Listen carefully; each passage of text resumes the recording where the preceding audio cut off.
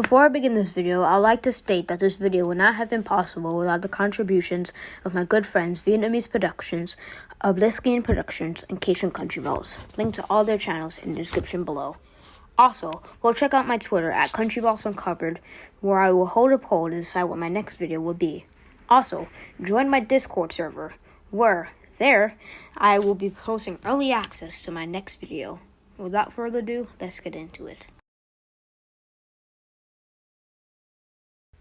In Western history, there have been repeating examples of nations competing for power against one another. In Europe, there have been various colonial powers who tried to expand their field of influence into unknown lands, and by doing so, created conflict with another European nation. We can see this various examples of big wars caused by this dilemma.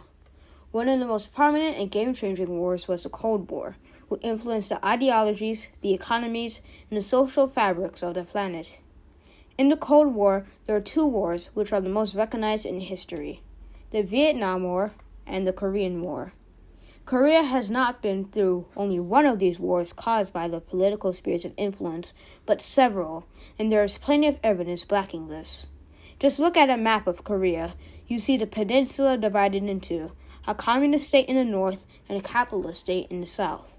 In the north, the average lifestyle of one of its citizens is much worse than the south. Freedom of religion, speech, and the press is abolished, and it is not at all democratic.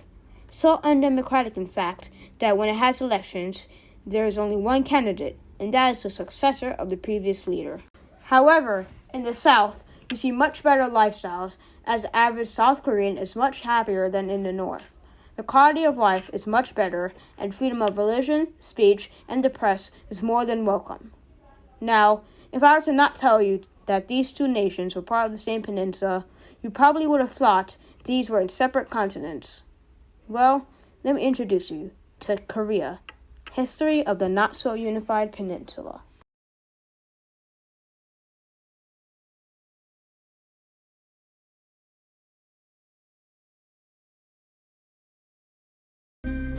Korea started out as a newly started land who soon got introduced to paddy field agriculture.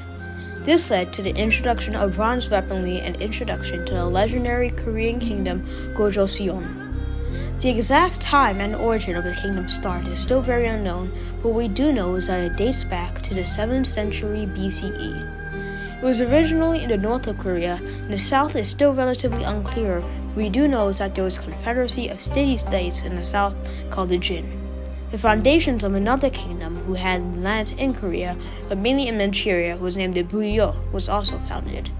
Here, we can see the start of Chinese influence in Korea as the famous Chinese Emperor Wu invaded Joseon and destroyed it in 108 BCE.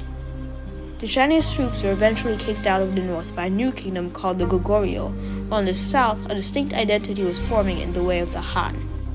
Somewhat of a kinship had been forming in the three southern confederacies, one of the Mahan, the Jinhan, and the Byeonhan. And, as it is mainly the case with confederacies, one of the states would rise up and take control of the others. And in this case, it was Byakje and Sia. Together with Goguryeo, formed the Korean Three Kingdoms period. Goguryeo is by far the most powerful, as a gigantic militaristic multi-ethnic empire which formed after some warfare with the Chinese and the nomads of the steppe. Byakje soon took over all of the west coast and became a gigantic naval power, both in a military sense but also in a trade one, therefore linking all of Korea to China and Japan, helping facilitate the spread of Buddhism throughout the peninsula. Then we had the relatively weaker of the three, Sia, which grew itself by diplomacy and being an alternative to the expansion of the other two kingdoms. Now, much of Goguryeo power in the north came from taking over old Chinese outposts set up by Emperor Wu centuries earlier. So when China was fighting the nomads, Goguryeo had been taking and plundering while nobody was looking. They had taken over of what is all now North Korea and even advanced into Manchuria. But China never really forgot about those outposts, and after they wrapped up their previous business, they tried to invade again, but famously failed. It became clear that China needed an ally in Korea if it was going to make its invasion succeed. They needed an ally with the most gain that would be able to take Goguryeo down. They chose Sia. The ally with Sia became a pivotal moment in Korean history. The smallest and least powerful of the three kingdoms was able to conquer the entire Korean peninsula for the first time in Korean history with the help of the Chinese. This meant that Chinese influence in Korea would come back, with China setting up stations in the north. And with all accounts, Chinese rule was pretty brutal. Chinese rule in the north is so brutal, in fact, that many people fled to the nomadic north, forming the powerful kingdom Balhae. While Balhae was falling, down south, Sia was losing its power. It was able to keep itself independent with the backing of the Chinese, but after their dynasty fell and were replaced by the Lao, they lost their main backer. The Sia government relied on a unique form of nepotism called the bone ring system, where only the level of sacred bone could be king, and your rank below that determined your status in society. It was very possible to be demoted in a rank and nearly impossible to rise up in one. As you might know, these types of systems don't work out that well in the long term, as regional aristocracies and peasantries stand nothing to gain by being loyal. So by the end of the rule of Queen Joseon, who was either incredibly kind-hearted and selfless, or immoral and corrupt, depending on who you ask, Baekje and Goguryeo broke away from Sia's control, which is referred to as the later Three Kingdoms period. You can see this time and time again in Korean history.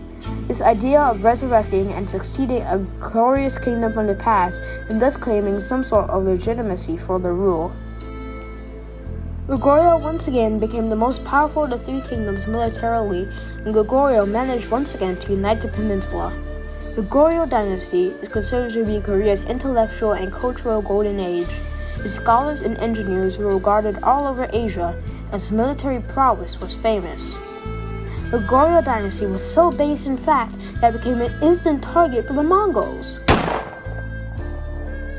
The Koreans didn't give the Mongols an easy time by any means, as much of the civilian peasantry took role in hostility against the hordes, forming groups of militias called righteous armies.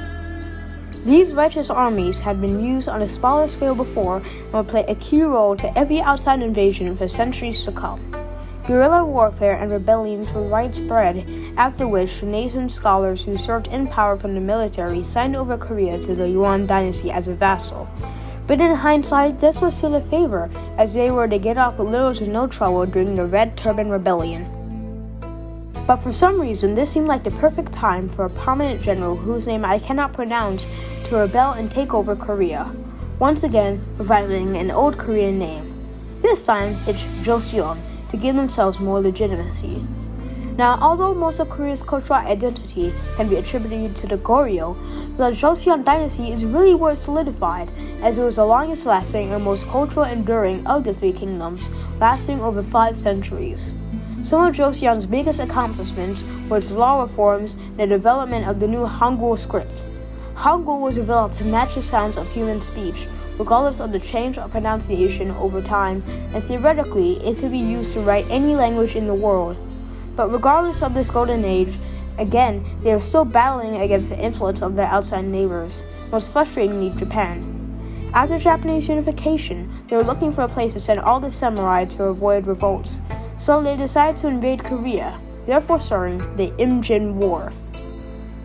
Although the Japanese were winning on land, this would prove to be a catastrophic loss for the Japanese Navy, thanks to the tactics of the Korean Navy.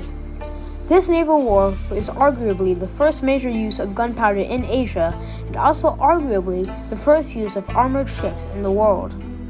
The Koreans fighting the Japanese with hand cannons and a uniquely powerful Korean invention called the Huicha, which is able to send over 100 rocket-powered arrows at one designated target. This is with the help of the Ming Dynasty, is what mainly saves Korea. But it was around this time when northern nomadic tribes had unified and was now in a civil war with the Ming. Korea, in debt to the Ming for the recent war with the Japanese, decided to side with the Ming, but this ultimately made Korea lose the war. But what the Ming and the Koreans did agree on is the fact that they viewed the nomadic tribesmen, now called the Qing Dynasty, as foreign outsiders. Joseon is almost famous for its unique ideology, Neo-Confucianism, who just like Japan had its underground enlightenment period. The Joseon would see a rise in criticism of those principles and will lead to a completely new, modern, and changing world called Silhawk, which I will discuss in part 2. This video was part of a 3-part series I'm currently making about the history of Korea. This video would not have been physically possible without the help of the amazing artists Pak Mapping, Axolotols, and June001. Link to all of the socials in the description below. My Discord server link will also be in the description, as well as my Twitter. So for now, goodbye my friends.